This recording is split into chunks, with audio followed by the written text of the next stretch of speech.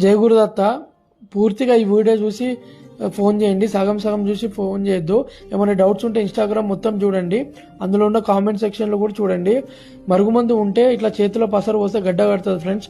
చాలా మందికి ఫోటో చూసి, వారం లోపల దిగిన ఫోటో చూసి మందు ఉందా లేదా చూసి చెప్తాను.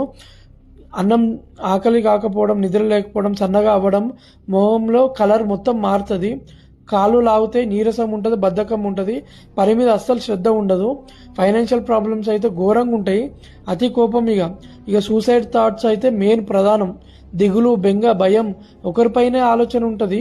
ఇక ముదిరిపోతే కడుపు నొప్పి, మోషన్ బ్యాడ్ స్మెల్ రావడము, సెక్షువల్ వీక్నెస్, మోషన్ సరిగ్గా రాకపోవడం, ఇవన్నీ ఉంటాయి ఫ్రెండ్స్.